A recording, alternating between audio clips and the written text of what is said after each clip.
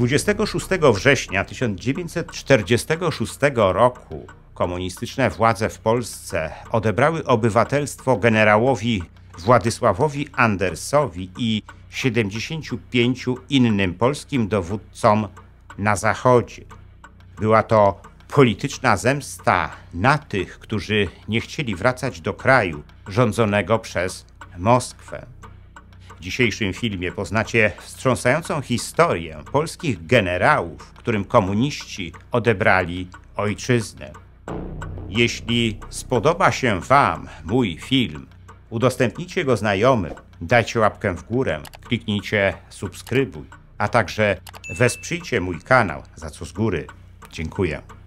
Złotymi patronami kanału są pan Andrzej Maciejewski z Alaski, Kancelaria Prawnicza Macieja Ordona w Chicago, pan Patryk Krupiński z Luksemburga oraz Centurion Finance ASI, spółka akcyjna.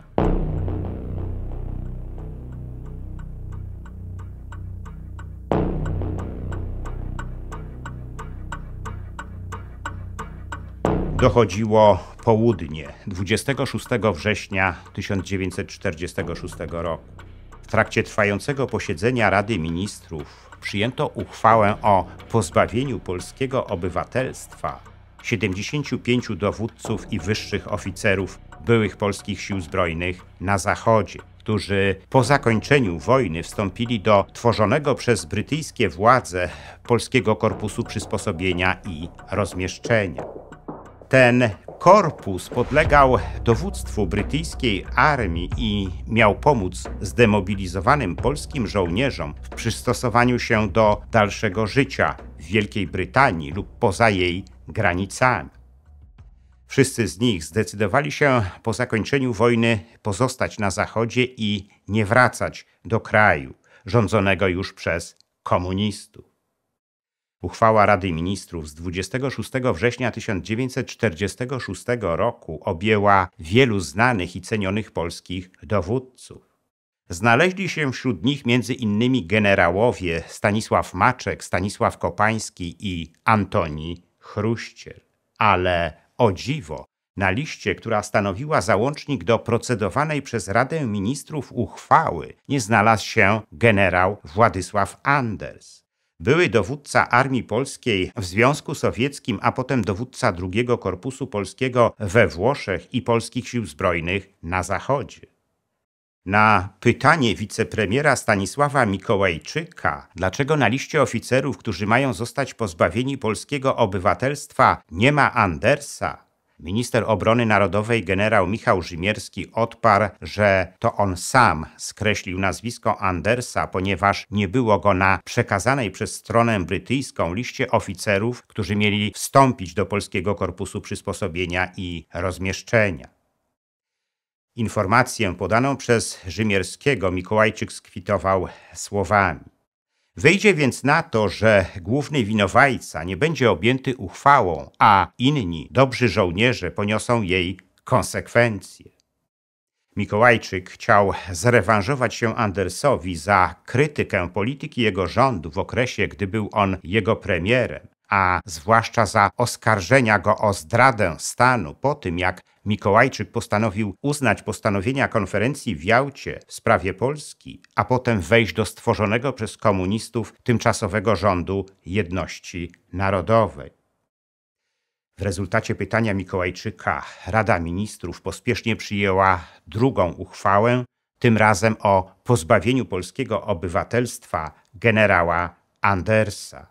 I chwilę później to posiedzenie się zakończyło. Zdominowany przez komunistów tymczasowy rząd jedności narodowej od dawna nosił się z zamiarem pozbawienia obywatelstwa dowódców polskich sił zbrojnych, którzy po zakończeniu wojny pozostali na Zachodzie. Szukał tylko wygodnego do tego pretekstu. Wstąpienie do Polskiego Korpusu Przysposobienia i Rozmieszczenia rząd uznał za najlepszy pretekst do takiego posunięcia. Głównie dlatego, że łatwo było nim epatować opinię publiczną w kraju. Problemem był tylko generał Władysław Anders, który, jak już wspomnieliśmy, osobiście nie wstąpił do tego korpusu. Władze w Warszawie zarzucały Andersowi, że to on zorganizował Polski Korpus Przysposobienia i Rozmieszczenia i to on namawiał swoich żołnierzy do wstąpienia do niego. Zarzucały mu też to, że nie powrócił do Polski i robił wszystko, aby ten powrót uniemożliwić swoim żołnierzom. Tym samym, jak przekonywały, działał na szkodę państwa polskiego.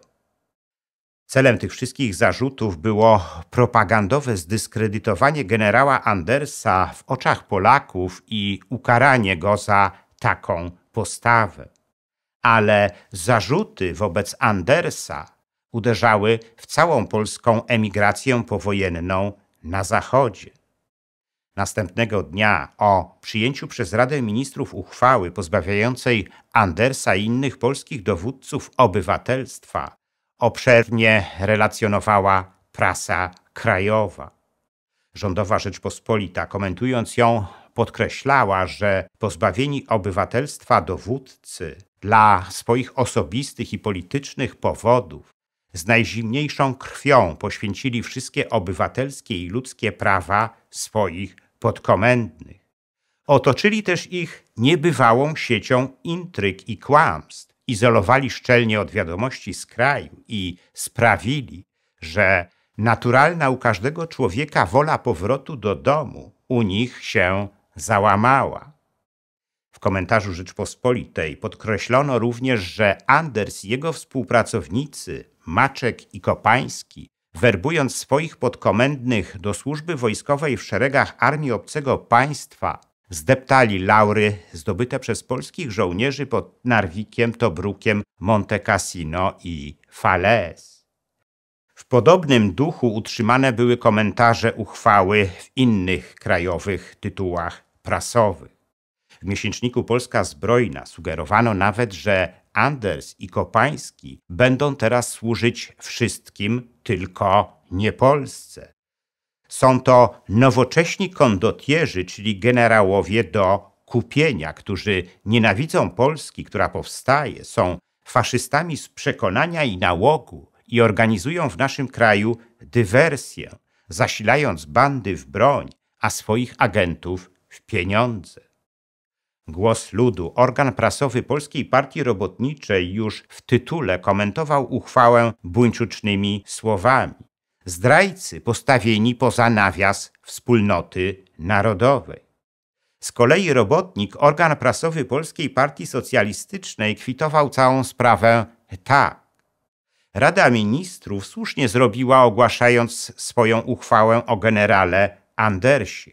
Uchwała wraz z postanowieniem o 75 oficerach stanowiących gwardię przyboczną Andersa powinna być jeszcze jedną przestrogą dla polskich żołnierzy na Zachodzie. Przestrogą i przypomnieniem obowiązujących w Polsce ustaw. Te wszystkie komentarze były elementami skrupulatnie przygotowanej kampanii propagandowej, mającej oczernić Andersa i wpłynąć na powrót polskich żołnierzy do kraju. W rzeczywistości ta kampania nie miała jednak żadnego wpływu na postawę zdemobilizowanych polskich żołnierzy na Zachodzie. Według danych strony brytyjskiej w ciągu pierwszego miesiąca do Polskiego Korpusu Przysposobienia i Rozmieszczenia zgłosiło się prawie 17 480 polskich żołnierzy. Łącznie przez korpus przewinęło się ich aż 114 000. Nie chcieli wracać do komunistycznej Polski, ponieważ mieli swoje obawy. Wielu z nich wiedziało, że ich koledzy, którzy zdecydowali się na powrót do kraju, znalazło się w komunistycznych aresztach i więzieniach. W środowisku polskim w Londynie uchwały rządu w Warszawie o pozbawieniu obywatelstwa polskiego postrzegano jako kolejny krok wymierzony przeciwko obozowi niepodległościowemu. Wydawany w Londynie Dziennik Polski zaapelował nawet do wszystkich Polaków na Wyspach słowami, że kto nie chce się pogodzić z utratą przez Polskę niepodległości, ten ma utracić polskie obywatelstwo. Sam Anders w oświadczeniu wydanym 1 października 1946 roku stwierdził wprost, że uchwały tzw. rządu tymczasowego, a więc uchwała o pozbawieniu mnie i moich kolegów obywatelstwa, nie mogą mieć żadnego wpływu na nasze postępowanie, które pozostanie niezmienione i zmierzać będzie do zapewnienia Polsce wolności i niepodległości. Te akty prawne, jak i wszelkie inne tzw. akty rządu tymczasowego są nielegalne, gdyż rząd ten nie jest rządem wybranym przez naród polski, nie posiada jego zaufania, lecz rządzi wyłącznie z mocy obcych. W podobnym duchu wypowiadali się inni polscy generałowie przebywający w Londynie. Generał Marian Kukiel w wywiadzie dla wydawanego w Londynie Dziennika Polskiego zakomunikował, że orzeczenie wydane przez władze warszawskie jest bezprawne, podobnie jak sama władza, która je wydała. Kukiel dodał również, że polscy żołnierze wstępujący do Polskiego Korpusu Przysposobienia i Rozmieszczenia robią to za wiedzą i zgodą legalnych władz Rzeczpospolitej, które nie uważają służby w tym korpusie za służbę w obcych siłach zbrojnych. Z kolei generał Tadeusz Bur-Komorowski zaznaczył, że uchwały rządu w Warszawie mają jedynie na celu odstraszenie polskich żołnierzy od wstępowania do Korpusu Przysposobienia i Rozmieszczenia, ale on osobiście nie wierzy w skuteczność tych uchwał. Komorowski nazwał również rząd w Warszawie marionetkowym i agenturą obcego państwa, który został narzucony Polakom wbrew międzynarodowemu prawu i wbrew woli olbrzymiej większości narodu. W podobnym tonie wypowiadali się inni dowódcy polskich sił zbrojnych na Zachodzie, przebywający w Londynie. Tylko dziennik Jutro Polski, organ prasowy londyńskich ludowców, w swoim komentarzu odbiegał od reszty, ograniczając się jedynie do krótkiej notki na temat całej sprawy. Zrobił to tak dlatego, że w sprawę pozbawienia obywatelstwa Andersa i innych polskich dowódców zaangażowany był ludowiec Stanisław Mikołajczyk. Trudno było więc oczekiwać od niego otwartego potępienia tych uchwał, czy też podważenia legalności rządu w Warszawie, którego Mikołajczyk był przecież wicepremierem. Tak czy inaczej, rząd komunistycznej Polski, pozbawiając polskiego obywatelstwa kilkudziesięciu wyższych polskich wojskowych, chciał zastraszyć szeregowych polskich żołnierzy i powstrzymać ich od wstępowania do Polskiego Korpusu Przysposobienia i Rozmieszczenia. Z formalnego punktu widzenia te uchwały były niezgodne z obowiązującymi wówczas w Polsce przepisami. Ustawa o obywatelstwie państwa polskiego z 1920 roku, która została znowelizowana rozporządzeniami prezydenta Rzeczpospolitej Polskiej z 1932 roku i 1934 roku, nie przewidywała bowiem pozbawienia obywatelstwa polskiego, a jedynie jego utratę. Mogło to zresztą nastąpić tylko w dwóch jasno sprecyzowanych przypadkach. Pierwszy z nich mówił o utracie polskiego obywatelstwa w sytuacji nabycia obcego obywatelstwa. Drugi natomiast przewidywał utratę polskiego obywatelstwa w sytuacji, gdy osoba mająca polskie obywatelstwo przyjęła urząd publiczny lub wstąpiła do służby wojskowej w państwie obcym bez zgody właściwego polskiego organu w porozumieniu z właściwymi ciałami wojskowymi. Ustawa o obywatelstwie państwa polskiego z 1920 roku mówiła też jasno, że to nie Rada Ministrów podejmuje uchwałę o pozbawieniu obywatelstwa, ale utrata tego obywatelstwa następuje z mocy prawa. To jednak nie miało dla władz w Warszawie żadnego znaczenia. Tę haniebną uchwałę z 26 września 1946 roku, pozbawiającą polskiego obywatelstwa 75 oficerów polskich sił zbrojnych na Zachodzie, Sejm PRL uchylił dopiero 23 listopada 1951 1971 roku. Ale na uchylenie uchwały pozbawiającej obywatelstwa generała Władysława Andersa trzeba było poczekać jeszcze 18 lat. Sejm PRL zrobił to dopiero 15 marca 1989 roku. Tajne bronie Luftwaffe. To nietypowa podróż przez najbardziej absurdalne, przełomowe i momentami przerażające pomysły niemieckiej inżynierii wojennej okresu II wojny światowej. Autor z humorem i dystansem przybliża czytelnikowi konstrukcje, które mogły zmienić losy wojny, ale także zmusza do refleksji nad samym sensem konfliktów zbrojnych. Książka do kupienia na hobbyware.pl.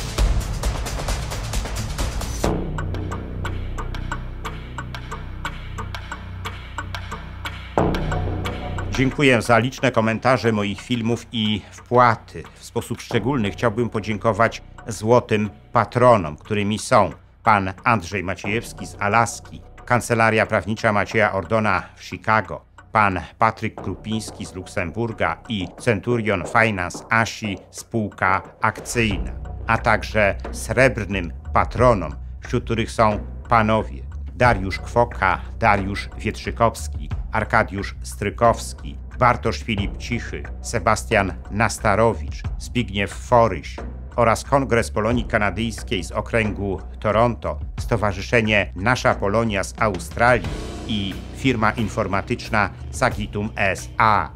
Dziękuję również pozostałym patronom, gdyż każda kwota wsparcia jest dla mnie ważna.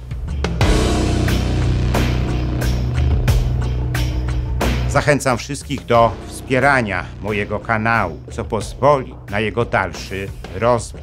Teraz można to zrobić nie tylko przez Patronite. Szczególnie dla patronów zagranicznych przydatne są możliwości bezpośredniego wsparcia na YouTubie w formie jednorazowej wpłaty klikając podziękuj, a także cyklicznych wpłat klikając wesprzyj na dole ekranu. Wpłat można też dokonywać przez PayPal oraz bezpośrednio na moje konto bankowe, którego numer widzicie teraz na ekranie.